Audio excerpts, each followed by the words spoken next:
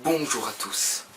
Et si tout ce que vous voyez là n'était en vérité qu'un rêve? Et si on pourrait mettre Paris en bouteille? Et si, et si, et si? Et si tout cela était vrai? Je pense que, avec tout ceci, nous avons des si partout dans la vie.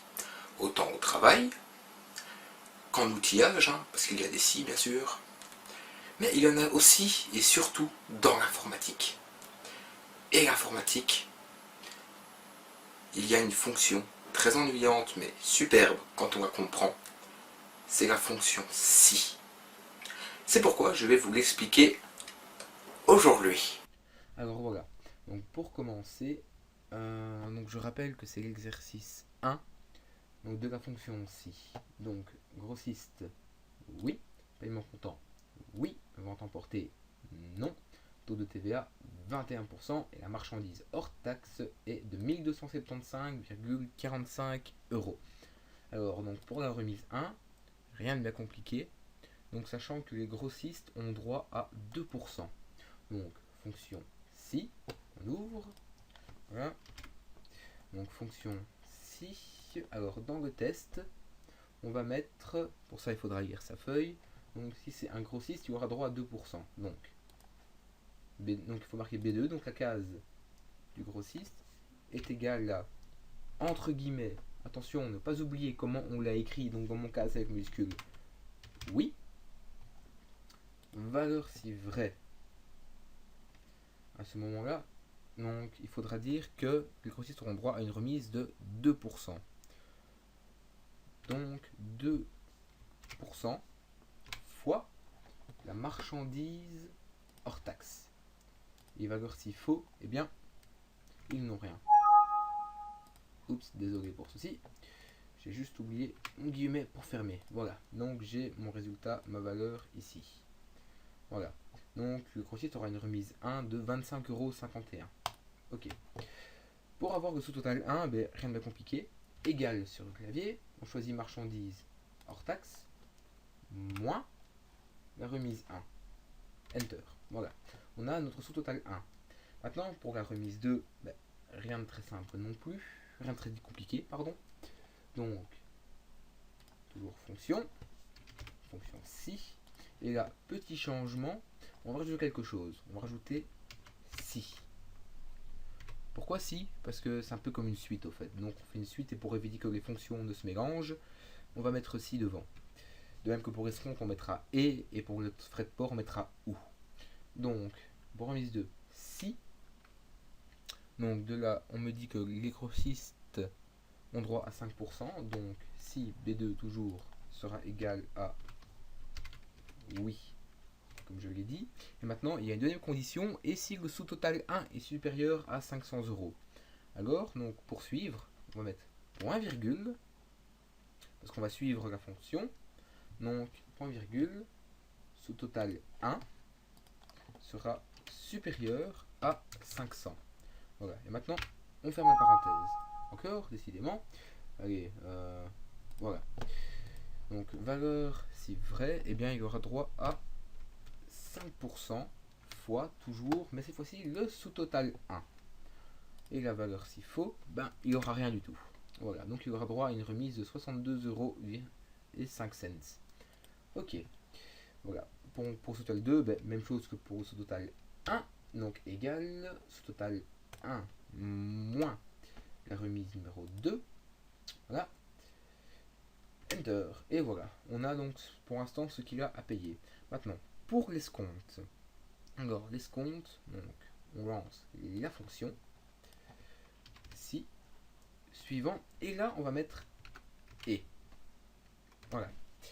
Donc, alors, si le paiement est au comptant, ce sera 2% pour les détaillants et 3% pour les grossistes. Donc, si paiement comptant est égal à oui dans ce cas-ci, voilà. Oups, j'ai oublié les guillemets. Voilà. Donc, si paiement comptant sera égal à oui, et là, vu que c'est le cas, donc ça voudra dire que, vu que c'est un grossiste, oups, je crois que j'ai oublié quelque chose, oui. Et il faut bien sûr préciser que c'est un grossiste. Donc B2 est égal... Ah oui. Voilà. Donc maintenant, si c'est vrai que c'est un grossiste, nous aurons droit à 3% fois le sous-total numéro 2.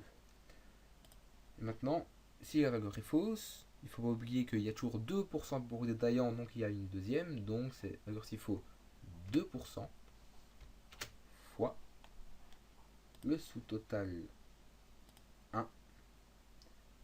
Oups. Et voilà. Donc il aura quand même droit à sa réduction de 3%. Bien sûr, si jamais la réduction, si jamais donc le paiement en comptant est faux, donc est non, eh bien il faudra tout de même mettre valeur si vrai ça, valeur si faux ça aussi. Ça ne changera pas, ce sera la fonction qui le fera d'elle-même. Voilà. Oups, excusez-moi. Si la valeur si faux, donc si c'est faux et que valeur si faux, ben, il n'y aura rien du tout, ce sera regardé avec l'énoncé. Donc voilà. Hop, il a eu sa réduction. Maintenant, pour faire le total hors taxe, eh bien, il nous faut donc... il faudra donc faire... Ce sera le sous-total 2 moins l'escompte. On va voir le total hors taxe. Hop, moins l'escompte. Voilà. Donc, voilà. Nous avons le total hors taxe. Maintenant, pour avoir les frais de port, eh bien, toujours même chose. On ouvre la fonction si. Voilà. En test, qu'est-ce qu'on va mettre? Eh bien, suivant la feuille, il nous dit que les frais de port s'élèvent à 25 euros. Ils ne sont pas facturés si la vente est emportée ou si le total hors taxe est supérieur à 700 euros. Dans ce cas-ci, donc, on commence par ou. Voilà.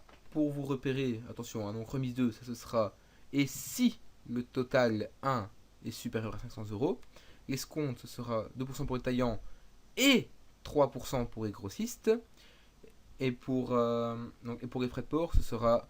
Donc les frais de port s'élèvent à 25 euros et ils ne sont pas facturés si la vente est emportée ou si le total hors taxe est supérieur à 70 euros. Petit moyen mémo technique. Bon, donc le test où la vente est emportée donc, est égal à non. Voilà. Et si le total et si le total hors taxe est supérieur à 700. Voilà. Eh bien, donc il me dit que c'est vrai. Donc, on referme la parenthèse. Valeur si vrai, eh bien, rien du tout, vu qu'il ne payera rien. Valeur si faux, là ce sera 25. Mais vu qu'il ne paye rien, ben il ne paye rien. Voilà. Donc, la TVA, eh bien, rien de très compliqué. Hein. Merci Madame Courtens pour ses cours. Donc, nous avons donc est égal à total hors taxe fois 21 divisé par 100. Voilà, rien de compliqué. Voilà, total, toute taxe comprise, ex-compte déduit, donc ce sera est égal à total hors taxe plus TVA plus frais de port. Et oui, parce que il le faut. Donc voilà, vu que l'escompte on l'avait déjà déduit au début, rappelez-vous-en, hein, donc on avait fait le sous-total 2 moins l'escompte, ça donnait le total hors taxe. Donc voilà, c'est égal à ça. Et pour donc total toute taxe comprise escompte non déduit, c'est très simple, vous reprenez votre total escompte déduit plus votre escompte. Et c'est tout. Et voilà. Rien de bien compliqué. Bon, et maintenant, donc pour faire votre petite pour faire votre petit chèque, on peut prendre avec un détaillant maintenant qui achète pour 6782,89 €. On va voir si toutes les fonctions ont bien été écrites. Donc mon grossiste, je le change en non. Mon paiement comptant, je le change en oui. Bah, il reste oui. Et ma vente emportée, il l'a emporté Voilà. Et je change bien sûr, ça donne en 6782,49. Voilà. On voit que toutes les notes ont changé. Il n'y a pas de remise 1. Non. Il n'y a pas de remise 2 non plus. Il y a un escompte parce qu'il n'y a eu que 2%. Voilà. Ensuite, donc un total hors taxe. Eh bien, oui. Donc voilà, il est là. Les frais de port 0, vu qu'il a bien donné bon pour plus de 700. La TVA, elle est ici à 21%. Et donc total escompte déduit. Hop. Et le total escompte non déduit. Voilà. C'est terminé. Nous pouvons conclure cette vidéo.